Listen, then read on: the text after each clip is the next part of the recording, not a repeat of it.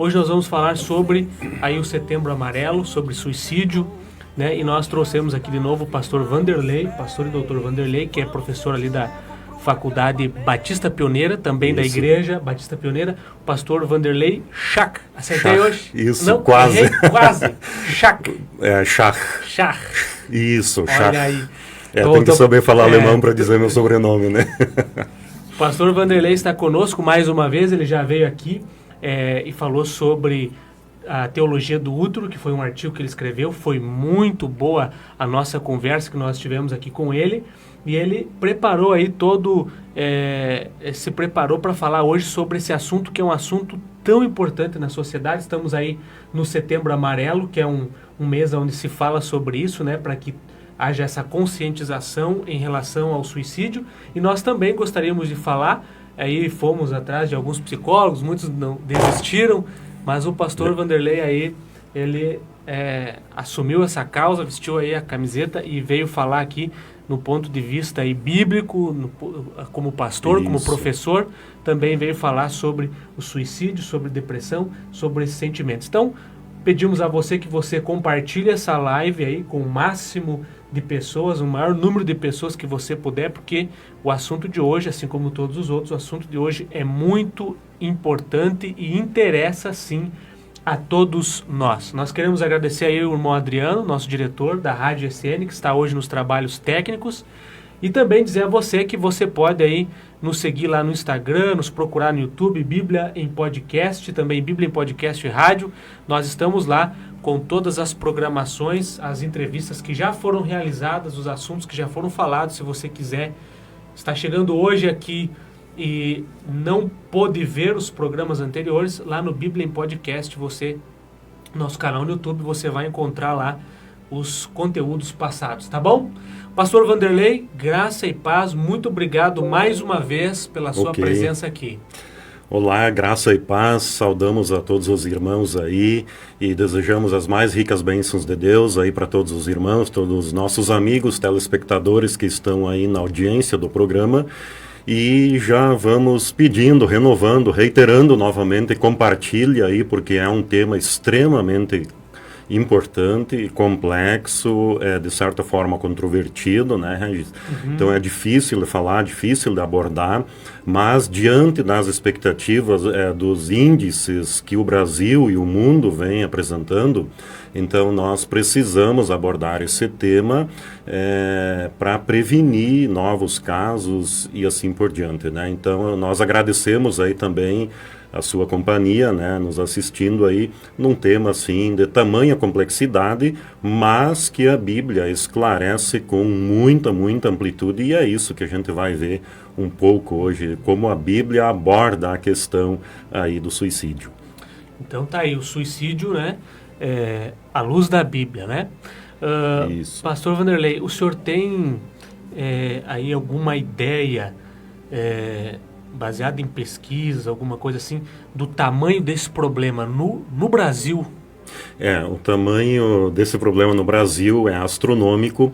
O Brasil ocupa o 8º lugar no ranking de países que cometem suicídio, então o Brasil está em 8º lugar no mundo, né? Ou seja, mais ou menos 700, 800 mil pessoas se suicidam por ano em todo o mundo, ou seja, uma morte a cada 40 segundos. Então, são números muito altos, né? Embora a nível global o suicídio diminuiu um pouco, mas aqui nas Américas, na América do Sul, houve um certo crescimento. No Brasil, de 2021 para 2022, houve um crescimento aí em torno de 14%. Então, no ano de 2021, nós tínhamos 7 suicídios para cada 100 mil habitantes, e no ano de 2022 nós temos aí de 8 para 9 suicídios para cada 100 mil habitantes, né? Então, houve um certo acréscimo aí, né? E segundo a Associação Brasileira de Psiquiatria, 96% dos casos de suicídio estão ligados a um distúrbio mental, né? E o que está em primeiro lugar, assim, em torno de transtornos mentais, né? Acaba sendo a depressão, né? é o que está em primeiro lugar e que está muito ligado com o suicídio. Então o pessoal aí precisa receber alguma orientação também em relação à depressão, que acaba sendo a introdução ao suicídio, né? São números bastante altos, né? Deixa eu só mencionar aqui no nosso estado, nós temos o Rio Grande do Sul, é um dos estados com maior índice de suicídios do Brasil também, e nós temos as cidades de Venâncio Aires, Santa Cruz do Sul, né, populações com descendência germânica que acabam tendo aí um maior índice de suicídios, né?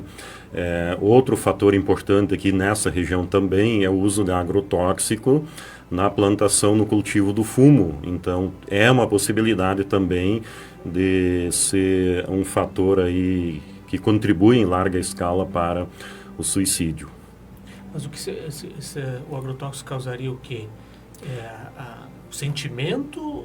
O agrotóxico tem algum componente químico que leva a pessoa à depressão, ao desespero e facilita a pessoa cometer o suicídio, né? Então, é algum produto químico que está colocado, que é algum ingrediente aí nesse agrotóxico que pode levar a pessoa a cometer o suicídio com mais facilidade, né?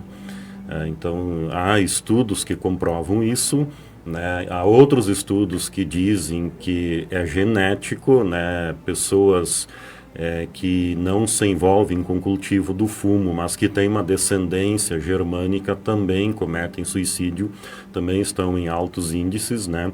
E os índices de Venâncio Aires, Santa Cruz do Sul são assustadores, enquanto o Brasil está aí com a maior plantação, né? A maior plantação, né? Nós temos aí em torno de 25 suicídios para cada 100 mil, e a média no Brasil é 8 para cada 100 mil.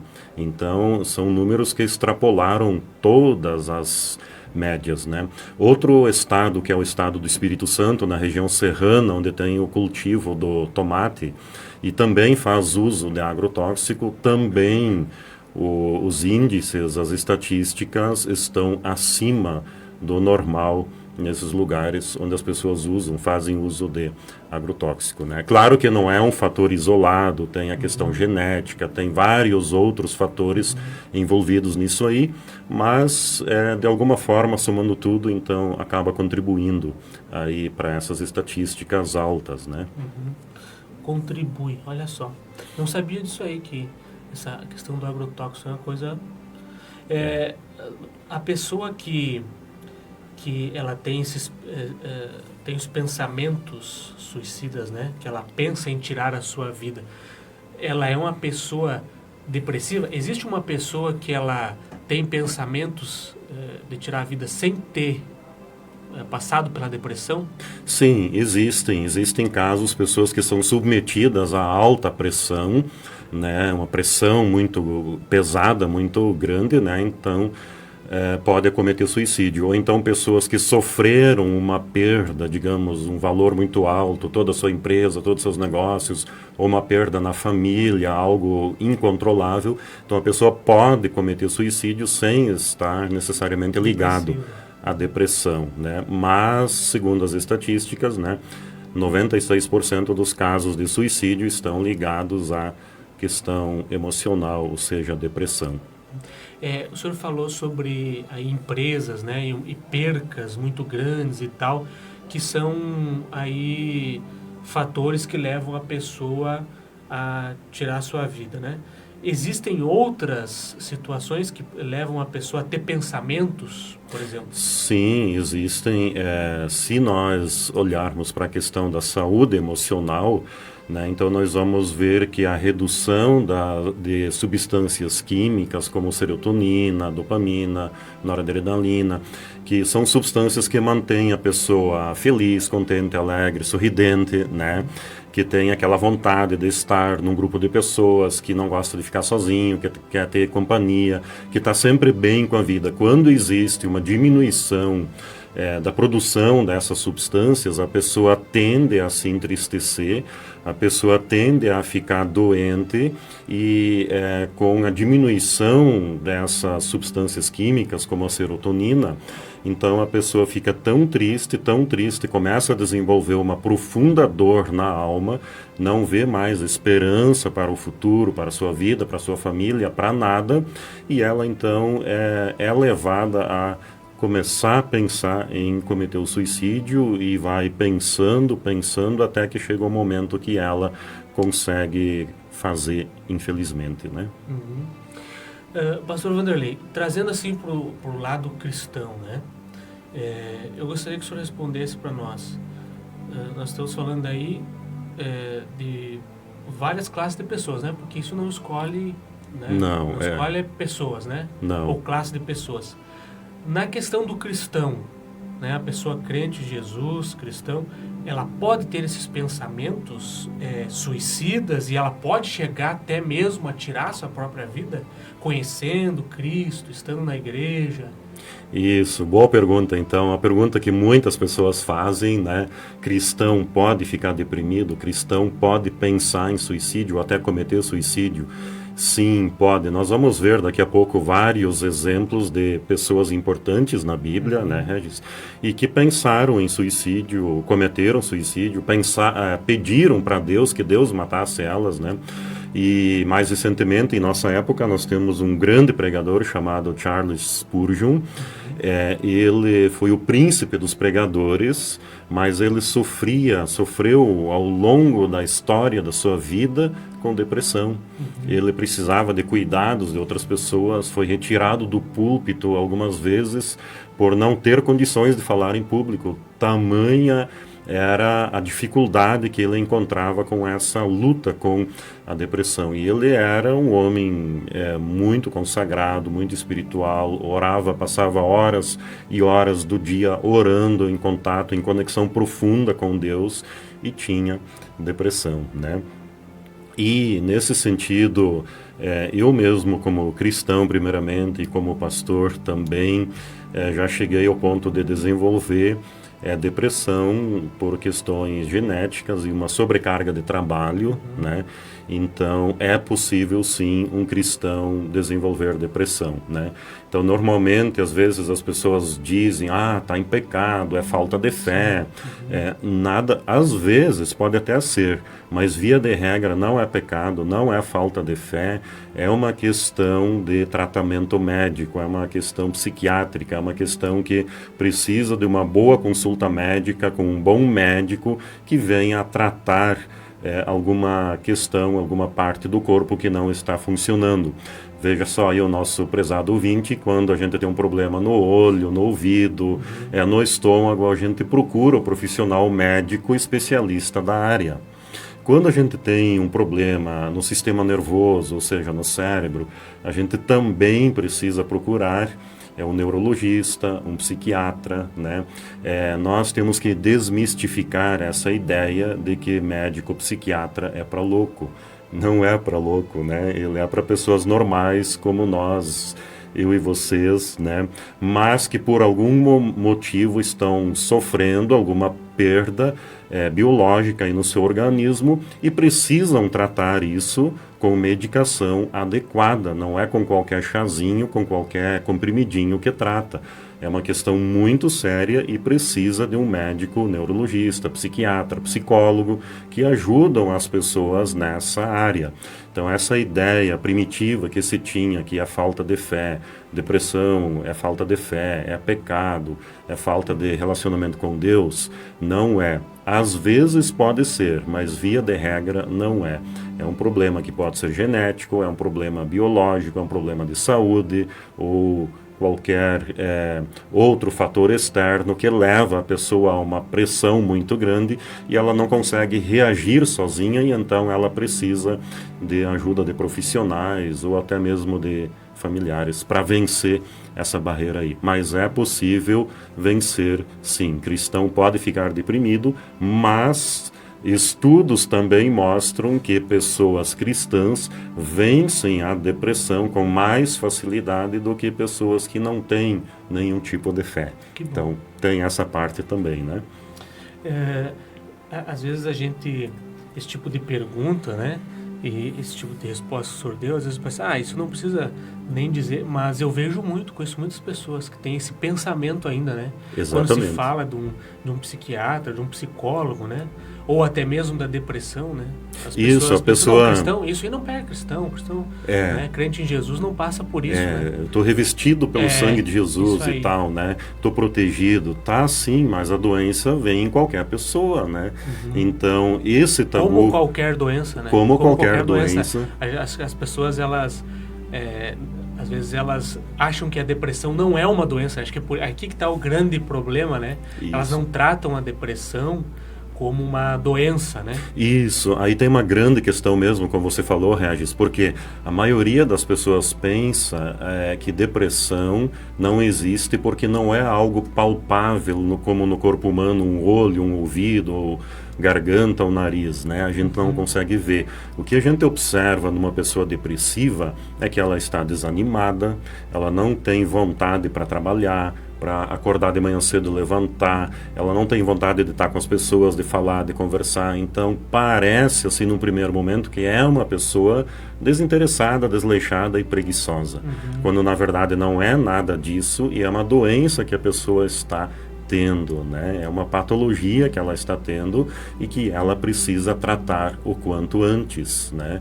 Então, quando uma pessoa começa com esses sintomas, com essa característica, quem está próximo já deve tentar encaminhar ela para um profissional da saúde dessa área que vai prevenir aí uma depressão profunda e até mesmo talvez um suicídio, na pior das hipóteses, né? Pastor Vanderlei, o senhor falou ali sobre relatos bíblicos, né? Personagens bíblicos e tal. Isso. Que apresentam na Bíblia aí que tiveram esse tipo de problema. Quais seriam esses personagens? Que problema que eles tiveram? O que aconteceu? Olha, Regis, tem vários na Bíblia, né? E o suicídio parece ser um problema tão antigo quanto a humanidade, né? Então, para começar, nós temos o Abimeleque, que ele foi líder lá no povo de Israel, no tempo dos juízes, está lá em Juízes capítulo 9, versículo 54 especificamente, né?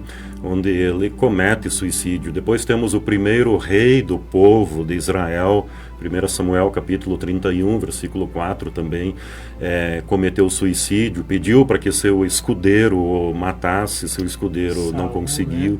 Saul, né?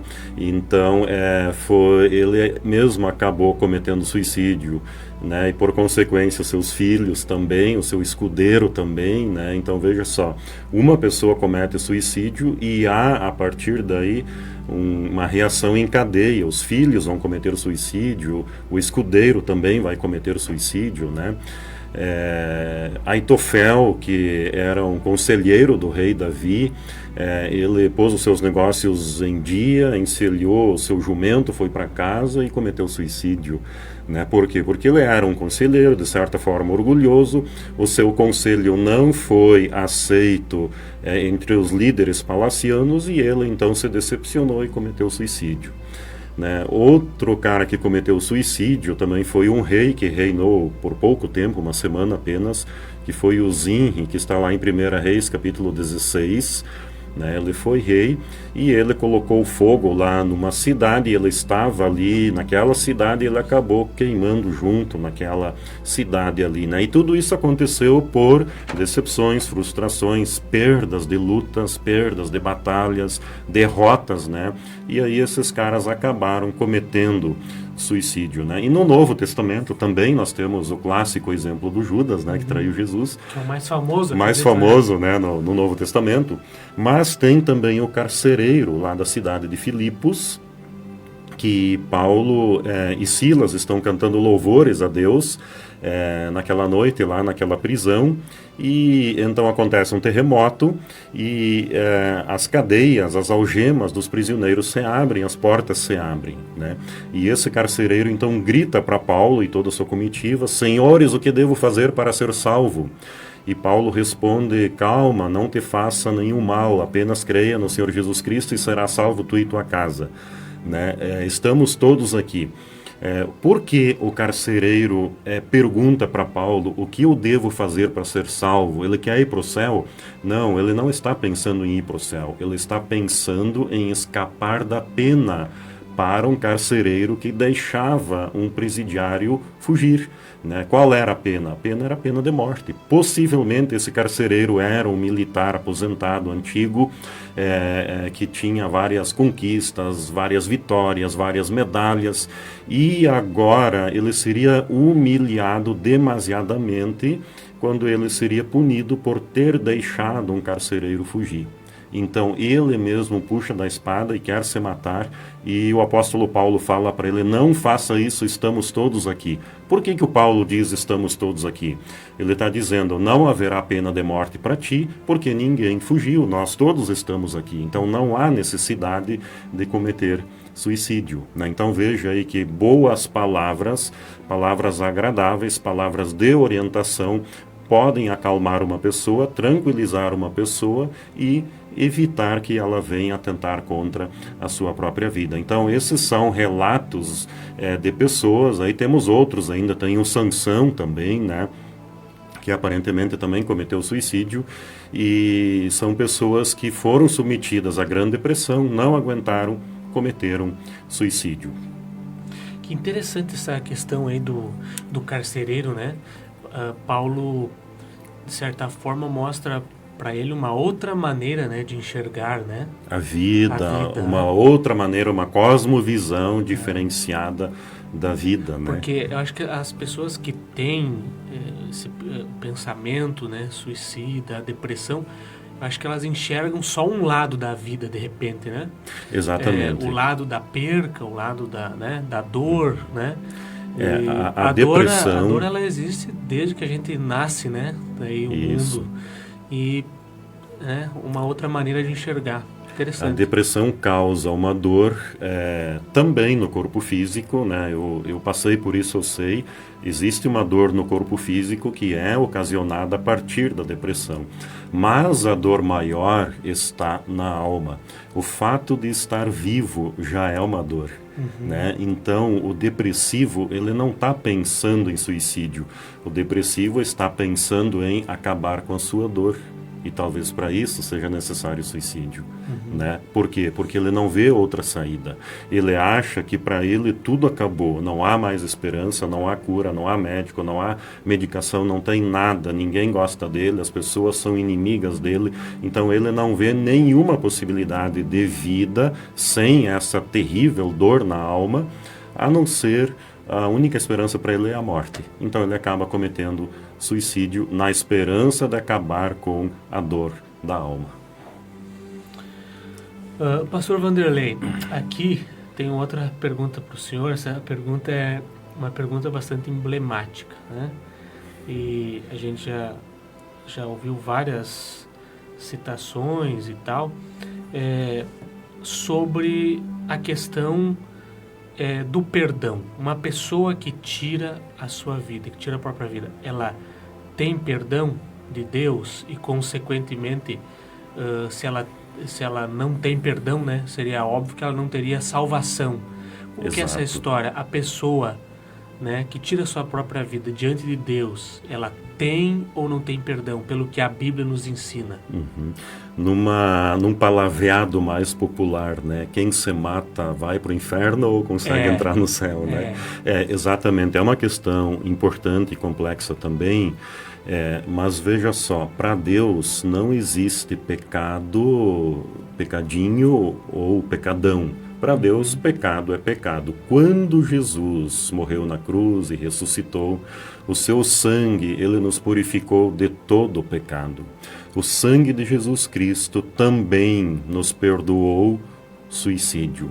Assim como o sangue de Jesus perdoa uma fofoca, uma mentira, um furto, um roubo no dízimo, alguma coisa do tipo, também perdoa suicídio. né?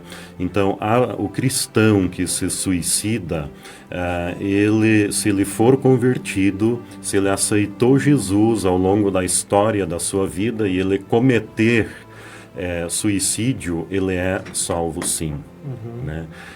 Ao mesmo tempo, o processo inverso também é verdade. A pessoa que não é salva por Jesus e comete suicídio, ela não consegue entrar no céu. Ela vai acabar, além de toda a dor, todo o sofrimento, ainda acabar no inferno, né? Então Deus não vai salvar ela simplesmente porque ela tinha uma dor profunda na alma, né? Então o que a gente precisa entender, o que o nosso ouvinte precisa entender é que se a pessoa depressiva, o suicida, é salva por Jesus, então ela está salva e entra no céu. Quando a pessoa depressiva ou suicida não é salva por Jesus, e nem que ela não se mate, ela morra normalmente, ela não entra no céu, né? Então essas coisas precisam ficar claras. As pessoas pensam que o suicídio é um pecado imperdoável, é o pecado maior, porque atenta contra a própria vida, atenta contra a criação de Deus. É sim, mas também é um pecado perdoável.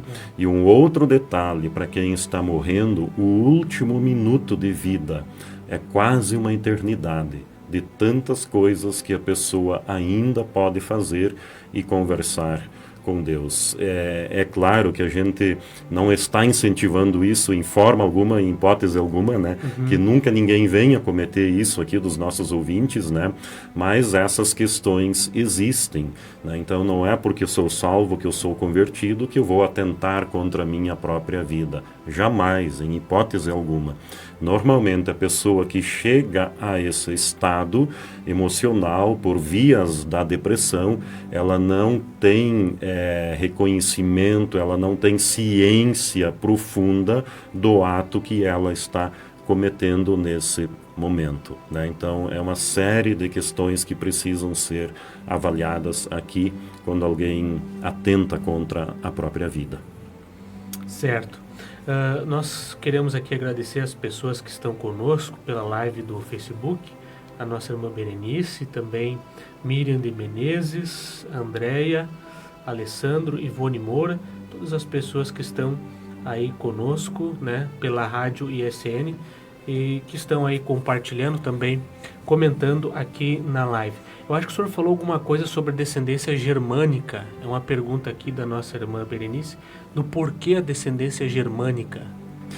Possivelmente existe algo de genético e que é transmitido de pai para filho, e porque os germânicos, desde 100, 200 anos atrás, eles tinham ideais muito elevados, um patamar de vida muito elevado, sonhos muito elevados, e trabalhavam muito no afã de atingir esses sonhos, esses ideais, e em não conseguindo vinha a frustração. Então você pode ver a Alemanha, por exemplo, depois da guerra, foi o país que se ergueu, que se reconstruiu de forma muito rápida. Então por quê? Porque o alemão, ele é uma pessoa determinada, ele é uma pessoa com objetivo, com propósito claro, e ele corre atrás daquilo que ele quer, custe o que custar. Mas isso traz algumas consequências para a saúde emocional dele, né? Porque quando ele consegue alcançar, ok, tudo bem, mas quando ele não consegue alcançar o seu nível elevado, ele acaba se frustrando e até desenvolvendo aí algum tipo de distúrbio mental, estresse, depressão e assim por diante, né? Então esse é um dos motivos aí que a medicina tenta explicar, ou genética ou esse alto nível de vida que a gente quer levar, né? Certo. Pastor Vanderlei, aqui uma outra pergunta com relação aí ao pedir ajuda, né? Sobre isso que eu gostaria de lhe perguntar agora. Por exemplo, uma pessoa depressiva, né? Com pensamentos de morte já, ela consegue pedir ajuda ou ela espera que alguém perceba o que ela está passando e venha ajudá-la? E outra questão assim, a pessoa que lamentavelmente tirou a sua vida, né? Ela chegou a esse momento, ao fato, né, em si, porque não conseguiu pedir ajuda? Ou ela de alguma forma mostra sinais, o pedido não é claro, como que funciona isso? É bem complexo isso, né? Mas dificilmente, muito dificilmente, alguém que desistiu de viver vai buscar ajuda, porque ele já desistiu, possivelmente tentou ajuda, a ajuda não surtiu o efeito desejado, talvez a ajuda foi inadequada ou a pessoa não conseguiu cumprir com todos os requisitos exigidos pela ajuda, né? Então, quando a pessoa decide tirar a sua própria vida, então ela não quer, não consegue mais buscar ajuda, né? Não quer, não consegue e não quer. Claro que sempre existem as exceções, mas via de regra, essa pessoa, ela já não quer mais, né? E aí se a gente começa a observar a vida dela, ela colocou em ordem uma série de questões, orientou a família sobre os negócios, sobre o futuro, sobre o culto fúnebre dela. Então, quer dizer, ela já havia tomado essa decisão há um tempo atrás e agora foi só uma questão de tempo para colocar em prática, né? Então, infelizmente, acontece isso, né? A pessoa não consegue mais emitir sinais ou pedido de ajuda. E ainda, às vezes, quando acontece, né, por questões de falta de informação ou tabu, né, a pessoa que está próxima ali não consegue entender, captar esses sinais de ajuda, né? Então, frequentemente se vê alguém dizendo assim, não aguento mais, vou me matar. O que as pessoas próximas geralmente dizem? Quem fala não faz, né? Só que quem fala, quando fala, já decidiu fazer. Então, quando alguém diz, eu vou me matar, não aguento mais esse mundo violento, esse mundo de cabeça para baixo e tal, vou dar fim na minha vida. Então, todo cuidado é necessário com essa pessoa, porque ela já decidiu atentar contra a própria vida. É apenas uma questão de tempo. Então, precisa socorrer ela de forma apropriada, o mais rápido possível. Né? Porque se ela está falando, é porque na cabeça dela ela já elaborou. Tanto é que a fala é uma prova da sua elaboração. Por exemplo, quando por exemplo, se a gente identifica, né, de alguma das maneiras aí que o senhor falou, né, a pessoa vem se organizando, né, já pensou na sua cabeça, e a gente sim que está de fora percebe, olha, essa pessoa está organizando e tal, né, uma pessoa mais que está de fora do problema que aquela pessoa está passando, não sabe, mas é próxima, né? Isso. E ela identifica essa organização e tal.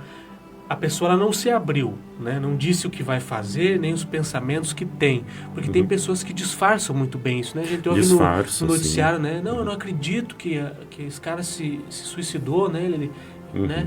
Levava a vida certinho. Quando alguém identifica essa pessoa com esses problemas, e ela não se abre, nem pede ajuda, como que a gente pode ajudar? De que forma? A gente pode ajudar, mesmo quando a pessoa não dá abertura, mas ajudar com familiares próximos, né? Com filho, com pai, com algum familiar, amigo muito próximo, tentando chamar a atenção, porque a família próxima, às vezes, ela já se acostumou, né, com essas ideias, com o temperamento do suicida, e ela não vê, não percebe mais que isso está evoluindo, que isso está aumentando. Então alguém tem que chamar atenção.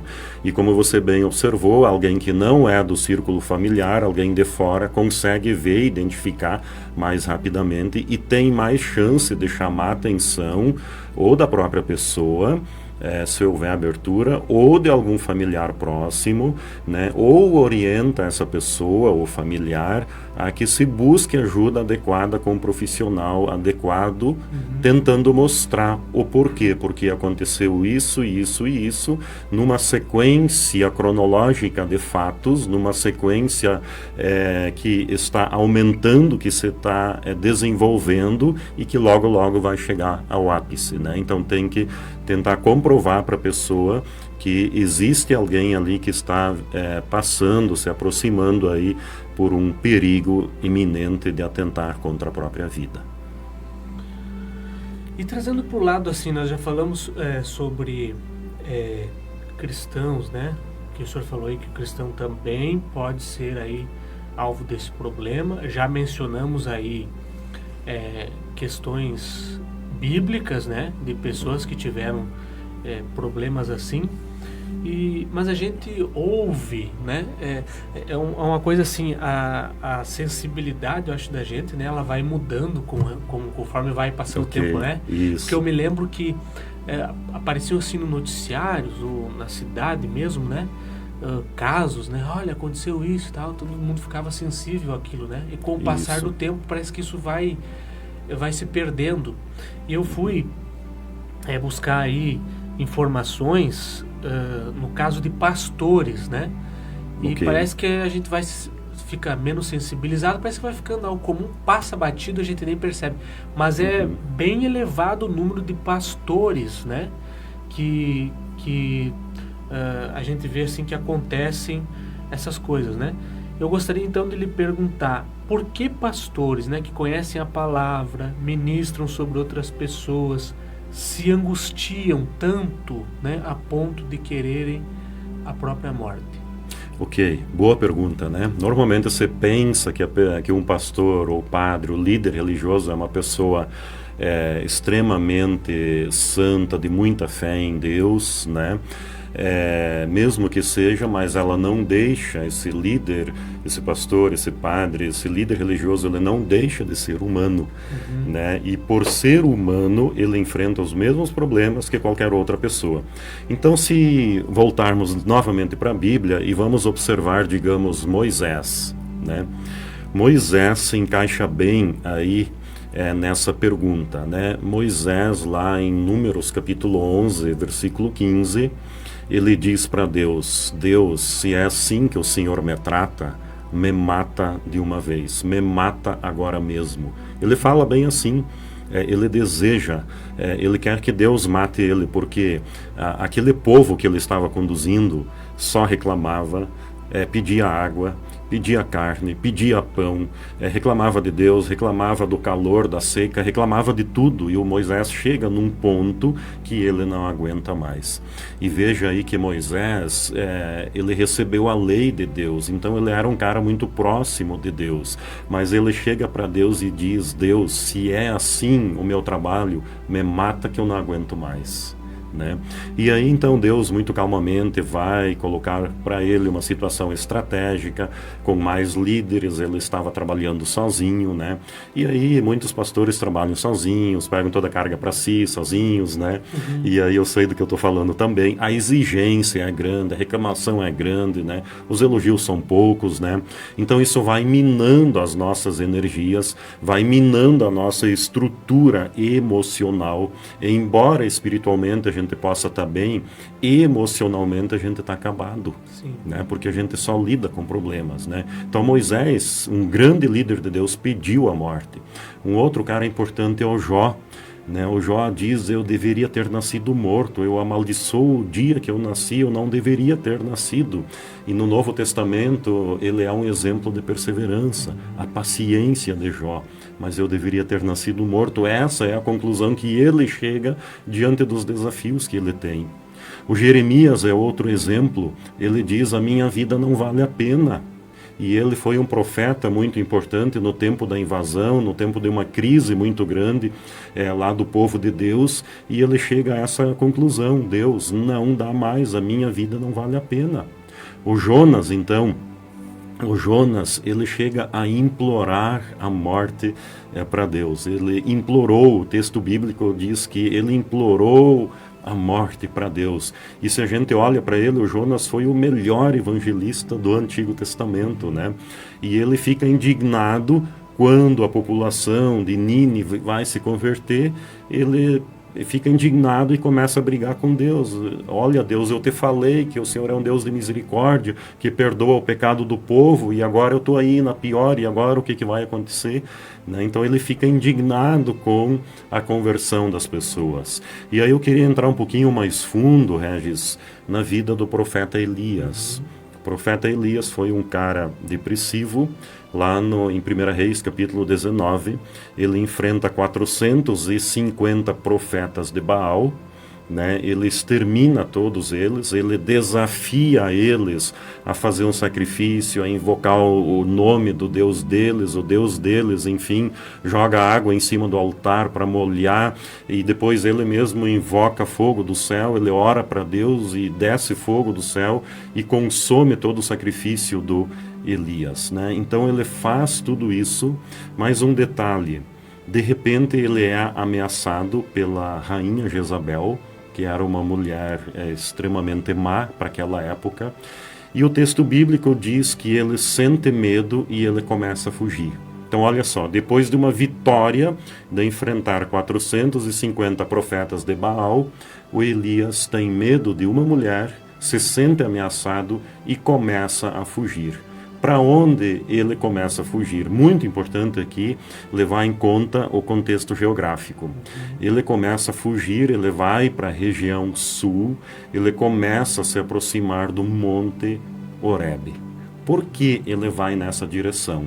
Então eu queria pedir aí para os nossos ouvintes pensar por que o Elias está geograficamente indo nessa direção. Veja só, o Moisés também esteve lá, recebeu a lei, estava lá, né? Depois o Elias e o Moisés vão aparecer lá na transfiguração de Jesus, né? Os dois aparecem lá e os dois são depressivos, os dois pediram para Deus a morte para eles. Então veja aí o indício de como Deus perdoa e dá uma nova chance para essas pessoas.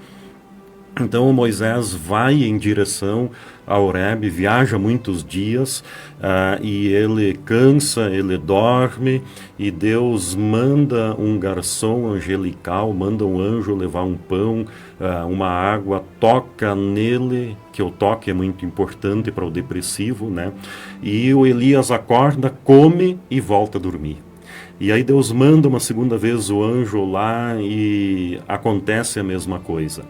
Então, até que o Elias se recupera, de forma alguma Deus vai cobrar alguma coisa do Elias. Deus vai ter uma conversa amigável. Deus não vai pedir para ele: olha, Elias, você está fugindo do seu ministério, da sua responsabilidade. Não, nada disso. Eles têm uma conversa amigável e à medida que o Elias vai se recuperando, então sim, Deus vai conversando com ele. E Deus pede para ele ir para uma caverna lá, mais para o deserto, e ele entra naquela caverna e ele vê então um vento muito forte e ele acha que Deus estaria naquele vento, só que Deus não está. Por quê? Porque o Elias era acostumado a encontrar Deus nessas situações. Então um fogo muito forte também, Deus também não está lá. E de repente uma brisa muito suave. E então sim, o Elias vai entender que Deus está naquela brisa muito suave.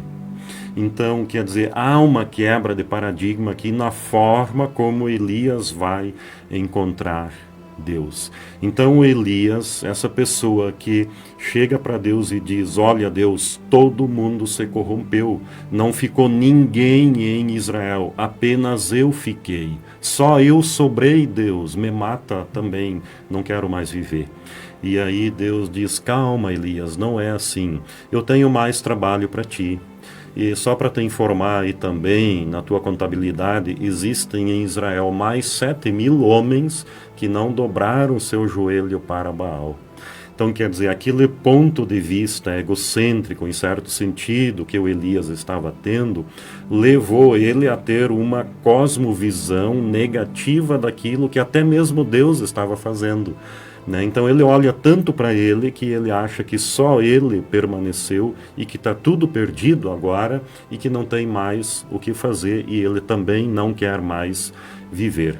E então Deus conversa com ele, apresenta um novo plano para ele e ele volta pelo mesmo caminho que ele veio e continua trabalhando. Então o que a gente pode concluir desses caras aí? Moisés, Jó, Jeremias, Jonas, Elias.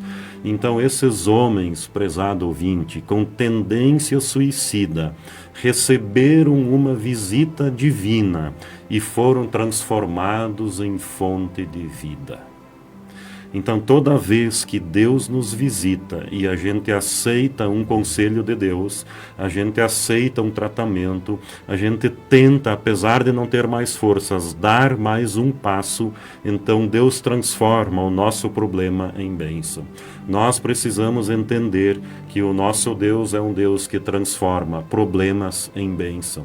O nosso Deus é um Deus que transforma uma tendência suicida numa fonte de vida.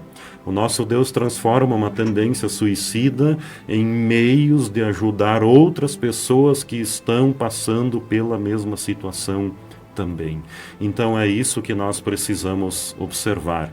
O poder de Deus atuando em pessoas com tendência suicida. Ah, mas quem são essas pessoas? Pessoas muito conhecidas.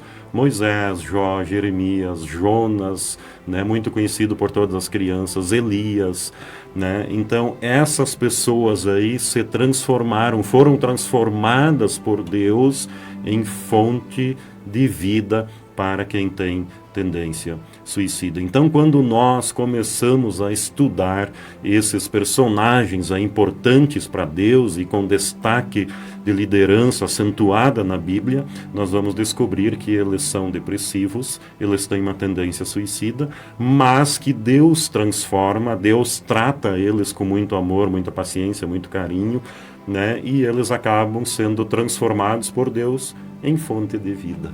Então, esse é o nosso Deus. Então, esse é o milagre que Deus faz na vida de alguém com uma tendência depressiva ou até mesmo suicida. Que bênção, né, pastor? Não, com isso a gente vê que não existe causa perdida, né? Exatamente. Deus tem solução aí para todas as pessoas e para todos os tipos de problema, inclusive aí problemas de depressão, pensamentos de tirar a própria vida. Deus aí tem um recomeço, né? Um virar de página, uma nova história aí para essas pessoas que têm esse sentimento. Isso, Regis, se tu me permite, eu queria me dedicar um pouquinho mais aqui a uns sintomas, né? Nós mencionamos antes, começamos e acabamos indo para outro assunto, né?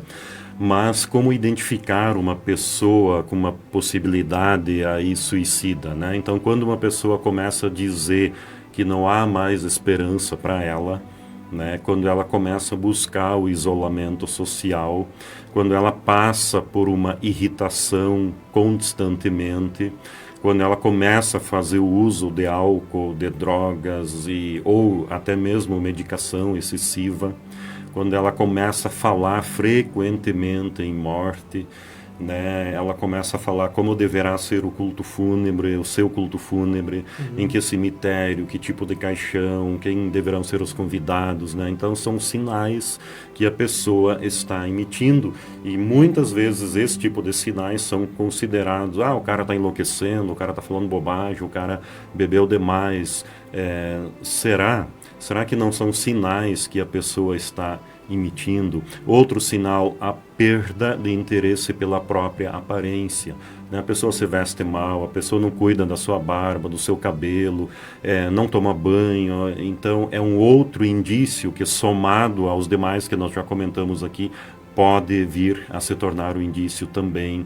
Ou então quando a pessoa sofre uma perda irreparável, perdeu um familiar, marido ou esposa, um filho, né? E a vida estava muito focada naquela pessoa, então terminou a vida daquela pessoa, termina a minha vida também, né? Então esse tipo de coisa, quando colocado tudo num pacote e aponta para o mesmo lugar, então podem ser indícios de que essa pessoa está com sintomas depressivos e que podem também levar a uma ideação suicida, né? Então a gente consegue identificar, sim, mas é delicado porque os familiares e amigos mais próximos acabam se acostumando com essa realidade e têm dificuldade de identificar esses sinais e sintomas, né?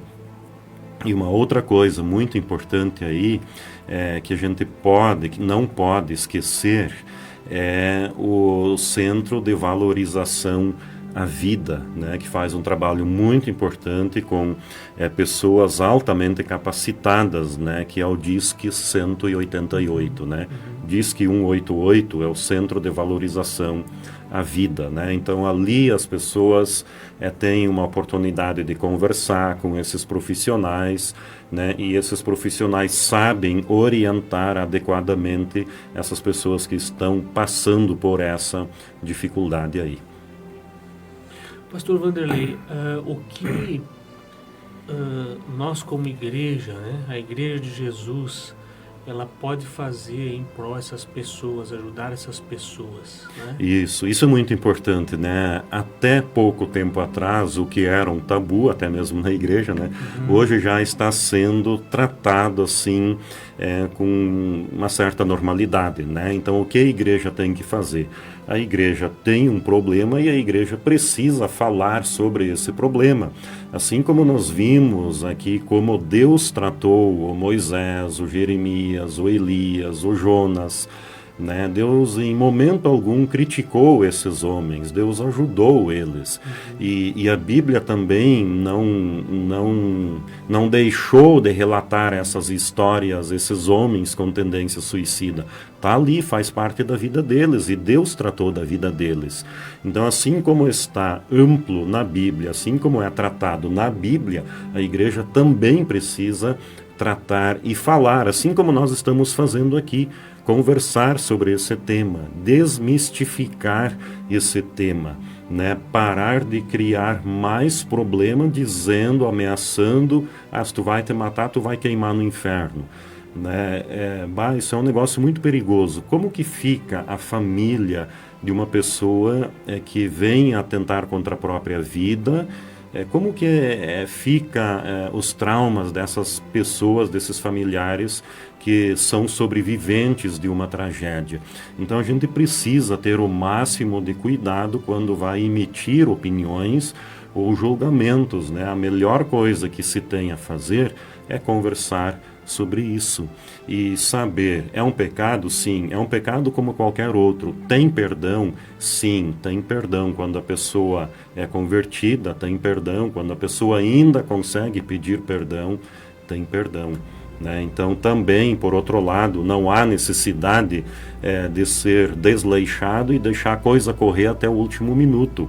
Nós temos que nos preparar espiritualmente para um dia chegar no céu. Quando Deus fizer chamada, a gente vai chegar na presença de Deus e a gente tem que se preparar enquanto nós estamos em vida e enquanto nós temos tempo para isso, não no último segundo de vida, né? Então, outra coisa que a gente pode fazer como igreja é ouvir essas pessoas com atenção. Deixar de rotular o depressivo como preguiçoso, como desinteressado, mas tentar ajudar ele, orar por ele, né? Tentar levar ele no médico, ajudar ele a tomar a medicação dele no horário certo, porque o depressivo diz que ele toma medicação, mas nem sempre isso é verdade.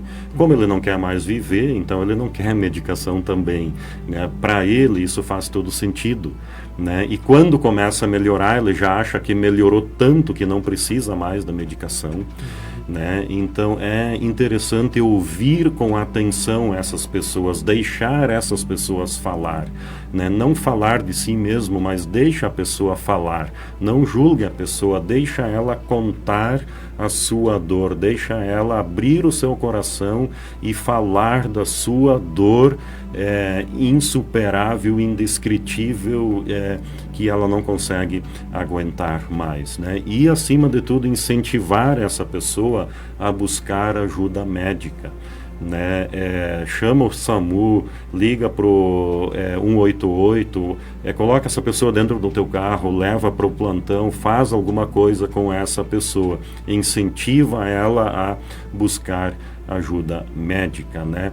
Uma outra coisa importante também é manter um contato periódico com essa pessoa. Não é numa conversa que se resolve isso, né? Mas em várias conversas, é um acompanhamento espiritual com essa pessoa, um discipulado com essa pessoa, um acompanhamento pastoral com essa pessoa, ou psicológico com essa pessoa, né? Então é algo complexo, né, que exige também uma demanda complexa da nossa parte, da parte da igreja, né? E a igreja pode convidar pessoas da área, médicos, psiquiatras, psicólogo, pessoas que atuam nessa área, com formação nessa área, para fazer palestras, por exemplo, no mês de setembro, que é considerado Setembro Amarelo, né? Então nada melhor do que prevenir. Depois que o fato está consumado, não há mais o que fazer. Então, o que a igreja tem que fazer é prevenir. Ah, mas vamos falar desse tema complexo na igreja. Sim, as pessoas estão acostumadas com a violência, né? Nós vivemos numa cultura de violência, nós vivemos num sistema que quer dessensibilizar a violência, a morte, o sangue, né? Então não tem problema em falar, as pessoas estão acostumadas com isso, né? Então só vai chamar atenção quando acontecer com um familiar muito próximo, né? Mas não podemos esperar até que acontece, nós precisamos tomar uma medida preventiva antes que isso venha a acontecer. Pastor Vanderlei, nós temos aqui uma pergunta de uma ouvinte. Eu acho que até o senhor já falou alguma coisa sobre esse assunto, mas vale ressaltar aqui. Ela pergunta assim: uma pessoa que tentou tirar a vida e hoje está vegetando em cima de uma cama, é salvo? Se a pessoa já era salva antes, ela continua salva, ela não perdeu a salvação, né? O pecado da tentativa de suicídio não faz com que a gente perde a salvação. Mas se essa pessoa não era convertida, não tinha aceitado Jesus ainda, então se agora ela está vegetando, possivelmente ela vai continuar nessa mesma situação. E é complicado falar sobre isso porque a gente não sabe até que nível essa pessoa ouve e consegue tomar algum tipo de decisão ainda. Mas é importante sempre orar por essa pessoa, ler textos bíblicos para essa pessoa, colocar músicas que transmitem esperança, música gospel, música evangélica, né? Que o Espírito Santo de Deus pode atuar, pode agir, mesmo numa situação totalmente contrária, adversa, né? A gente não sabe os limites de Deus para atuar na vida dessas pessoas, né? Mas a gente não consegue dar um parecer final dizendo o que vai acontecer com essa pessoa. A gente pode emitir a opinião daquilo que a pessoa já era antes da tentativa, né? Já não cabe a nós, né? Já não cabe a nós saber o destino das pessoas, né? Compete a Deus, né? Tem até um versículo na Bíblia que diz, né, que as coisas que Deus reservou para si competem a Ele, e não é interessante o ser humano saber, né? Deuteronômio 29 fala sobre isso também. Pastor, o senhor tem aí algum conselho, alguma palavra aí para alguém que, quem sabe, está nos ouvindo aí, que conhece alguém que está passando por esse tipo de problema, ou alguém até mesmo que nos ouve aí, que tem esse tipo de problema, depressão, pensamentos suicidas, né? O senhor tem uma palavra aí para essas pessoas? Ok. Regis, eu posso falar da minha própria experiência. Eu sofri durante muitos anos e eu dizia para minha esposa, olha, eu acho que eu estou com depressão porque eu não estou mais tendo vontade, eu estou triste, eu não consigo dormir, ou então eu só quero dormir, eu quero me isolar, eu quero ficar sozinho, né? Então eu tinha tudo isso, mas ainda dominado por aquele tabu, né? É que crente não pode ficar depressivo, é pecado ou falta de fé. Até que eu fui descobrir que não era pecado nem falta de fé, né? Eu sofri muito, muito, toda a minha família sofreu, a minha igreja sofreu, eu tive que sair do meu ministério por questão de, essa questão de, me fugiu a palavra agora, depressão, né? Então veja quanto sofrimento. Chegou um momento assim, que alguém me aconselhou e disse, olha, vai no médico, conversa com um médico. Quando eu fui no médico e relatei toda a minha história para o médico me encaminhou para o hospital e eu fiquei 21 dias internado no hospital, me recuperando. Então veja só, todo esse sofrimento, tanto para mim, quanto para minha família, quanto para minha igreja, poderia ser evitado se eu tivesse mais esclarecimento naquela época, 10, 15 anos atrás, né? E tivesse procurado orientação médica imediatamente. Né? Então, qual é a mensagem que eu quero deixar com isso? Se o amigo aí que está nos ouvindo está passando ou tendo algum sentimento de desânimo, falta de esperança, medo, ansiedade, pânico, assim, pensando que não há mais solução, não há mais esperança, por favor, procure ajuda, procure um profissional, procure alguém para falar, seja um familiar, seja um médico, vá no postinho do seu bairro mais próximo, liga para alguém, liga para o 188, faça alguma coisa, não fique aí sofrendo sozinho. As circunstâncias vão se desenvolver a tal ponto, e aí sim, pensando no mundo espiritual, existe uma contribuição do nosso inimigo, o diabo, e fica muito fácil de uma tragédia acontecer. Né? Então não fique sozinho, não sofra sozinho. Né? Pensa o que o Paulo disse lá para o carcereiro, estamos todos aqui, não cometa nenhum mal, nós todos estamos aqui para te dar segurança, estamos aqui para te mostrar que não vai haver pena de morte para ti, estamos aqui para te mostrar que você não precisa tentar contra a sua própria vida. Né? Então essa é a mensagem que eu quero deixar. Existe solução, assim como foi com os homens de Deus que chegaram lá no fundo do poço, com toda a sua fé, com toda a sua conexão espiritual, com toda a sua dinâmica espiritual e ministerial com Deus, e chegaram no fundo do poço e houve tratamento para eles, Deus tratou deles. Assim você que está aí nos ouvindo, nos assistindo, também tem tratamento, mas precisa buscar esse tratamento, precisa buscar essa ajuda, precisa tomar a medicação que o corpo está precisando nesse momento. Então, outro tabu, Regis, que crente não pode tomar medicação para depressão. Precisa sim, assim como toma medicação para qualquer outro problema do corpo humano, precisa tomar uma medicação também para depressão. Não é nenhum tipo de tabu, muito pelo contrário, é providência divina. O que Jesus disse em seu ministério quando esteve aqui na Terra? Os doentes precisam de médico, e um depressivo, ele está doente, então ele precisa de um médico, né? Oração ajuda sim, mas chega um momento em que talvez a pessoa vá precisar de um médico. Então oração, médico, medicação, psicólogo, tudo junto, então sim, tem condições de reverter essa situação. Mas busque ajuda, procure ajuda, e Deus vai abençoar você, e você será um vitorioso, assim como foi Moisés, assim como foi Elias, assim como foi Jonas e tantos outros personagens da Bíblia. Olha só, pastor, temos mais uma pergunta aqui, o pessoal está vamos lá. Bastante, do Pablo Thiago Dias, uma pergunta bem interessante, estava olhando aqui. Boa noite, pastor. Uma pessoa que comete suicídio, né, e leva alguém junto. No caso aqui nós teríamos os casos que seguidamente acontecem, né, na sociedade. O cara vai lá, mata a esposa e depois tira a própria vida. Acho que é essa situação que ele está falando, né? Possivelmente. Tivemos casos aí de famílias inteiras, né? Que o cara foi lá, matou a mulher, os filhos, depois tirou a própria vida.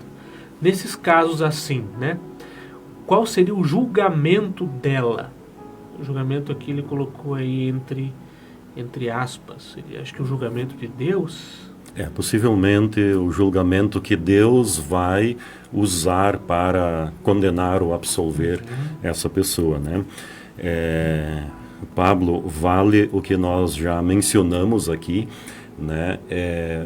O sangue de Jesus perdoa qualquer tipo de pecado, até aquela pessoa que mata e depois ela mesma se mata. Deus também perdoa esse tipo de pecado, né? E volta de novo aquele princípio: se a pessoa já era convertida, ela sim está perdoada, mas se ela não era convertida, então não tem mais como pedir perdão, e então sim, essa pessoa está condenada, não por aquilo que ela fez, por essa atrocidade que ela cometeu de matar alguém e depois se matar, mas por não ter aceitado Jesus antes disso. Então, esse é o critério de julgamento que Deus vai usar, Pablo. Então, assim, se a pessoa creu, ela está salva. Se a pessoa não creu, ela está condenada, independente do que vai vir a acontecer depois. Mesmo sendo salvos por Jesus, a gente continua pecando. Não voluntariamente, não assim intencionalmente, mas eventualmente a gente peca. Por isso que a Bíblia vai dizer em 1 João capítulo 2, versículo 1, se alguém peca, nós temos um advogado junto ao Pai para nos defender.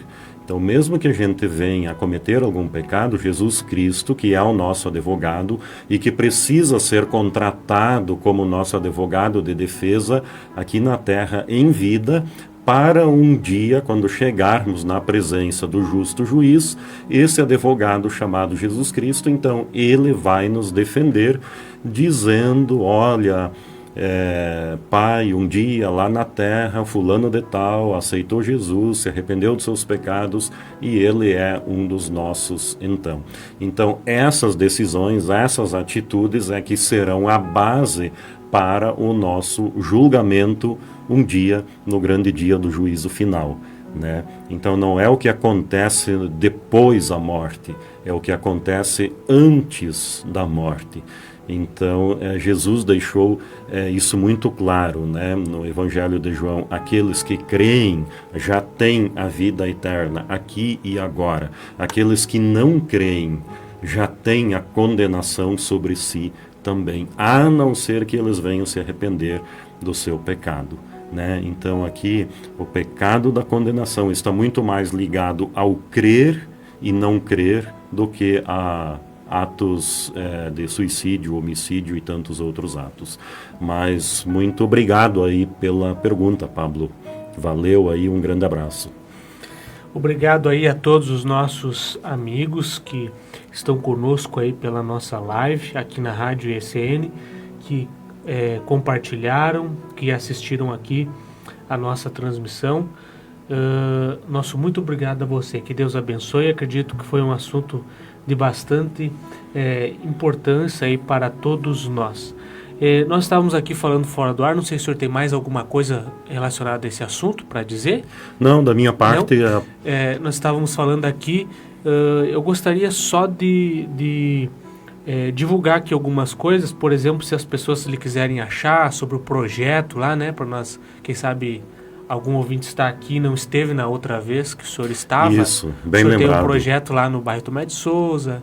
Isso, nós temos um projeto social no bairro Tomé de Souza, que também é uma igreja, é um projeto de plantação de igreja, na verdade é uma filial, é um campus da primeira igreja batista do centro de Ijuí, né, aquela igreja que está ao lado das lojas Frick, na frente do Ruizinho. E então nós temos um campus no bairro Tomé de Souza, onde nós atendemos pessoas que passam por algum tipo de vulnerabilidade social, emocional, violência, né? Todo tipo de pessoas. Então nós atendemos, nós oferecemos lanche também para essas pessoas. Então as nossas programações são no sábado à tarde, às 15 horas, com escola bíblica dinâmica para todas as faixas etárias. Às 20 horas no sábado nós temos programa específico voltado para adolescentes e jovens, e no domingo de manhã às 9 horas nós temos culto público, então também para todas as idades, né? E dentro dessa programação toda, Regis, nós abordamos assuntos complexos como suicídio, aborto e tantos outros temas complexos que as pessoas se confrontam hoje em dia. Então nós procuramos sempre levar uma palavra de orientação para essas pessoas, para que elas tenham aí uma vida um pouco mais fácil, né? Juntamente com a bênção de Deus também. Então, você aí que está procurando uma igreja, você que está procurando servir, então é o nosso convidado, né? O nosso campus da PIB no bairro Tomé de Souza está localizado na rua Milton Norberto Knebel, bairro Tomé de Souza, ou número 560, bairro Tomé de Souza. Então é fácil de achar, qualquer coisa manda um WhatsApp aqui para a rádio, né? O Regis tem aí o nosso endereço e o nosso contato também. Só para lembrar aqui que o senhor também é professor da Faculdade Batista Pioneira, né? O senhor tem alguma coisa a dizer ali? Isso. Cursos, tem a distância? Então, além de pastor da Primeira Igreja Batista de Juí, um dos pastores do colegiado, né? Eu também sou professor na Faculdade Batista Pioneira, aqui de Juí, que fica ali em frente ao Campo do Gaúcho. Então eu atuo ali na área de Novo Testamento, né, todas as disciplinas do Novo Testamento, ou seja, evangelhos, epístolas gerais, epístolas paulinas, Apocalipse, né, teologia do evangelismo também. Então a gente atua em todas essas áreas aí. E aí, se o nosso amigo ouvinte aí quer fazer o curso de teologia, 4 anos, tem presencial, tem EAD, tem disciplinas, tem blocos que a pessoa pode fazer de acordo com a sua necessidade, com a sua demanda ou com o seu interesse, né? Então nós temos um curso agora que está dando muito certo, que é EAD. A pessoa escolhe o seu horário em casa ou quando pode fazer, na madrugada, sei lá como pode fazer, mas não deixa de estudar a Bíblia. Faça aí a sua matrícula, a sua inscrição, faça o seu curso, seja EAD, seja presencial, né? Mas faça o seu curso, aprenda da Bíblia. Nós temos diversas disciplinas da área de teologia, né, que ensinam muita coisa, né? Fazendo o curso de teologia não significa que a pessoa tenha que ser pastor, missionário, missionária, mas é uma preparação para a sua vida espiritual e para as demandas diárias aí da vida, da família. Nesse mundo de violência que a gente vive, a pessoa estará muito melhor preparada para enfrentar toda essa demanda aí. Então você aí, ouvinte, será muito bem-vindo na nossa Faculdade Batista Pioneira, horário de funcionamento das 14 às 21 horas. Só lembrando, esse não é um curso livre, né? É reconhecido... É um curso reconhecido pelo Ministério da Educação e Cultura do nosso país. Então é um curso validado pelo Ministério da Educação e é um curso aceito também para validar disciplinas em outras áreas. É um curso assim que pode abrir para uma profissão, né? Um curso assim que ajuda em todos os aspectos da vida da pessoa. O diploma ele é validado pelo Ministério da Educação e Cultura do nosso país. Então ele tem valor legal, sim. Certo. Muito obrigado, pastor Vanderlei, mais uma vez pela sua presença. Eu que agradeço aí também a oportunidade. Né? Muito obrigado. Apesar do tema complexo aí, né? Da outra vez foi a teologia do útero, né? Hoje aí a questão do suicídio, né? Mas são temas que estão na Bíblia e precisam ser abordados e esclarecidos para a população. Então, muito obrigado aí, que Deus abençoe você e que você tenha uma vida plena e abundante como Jesus Cristo prometeu. Um grande abraço.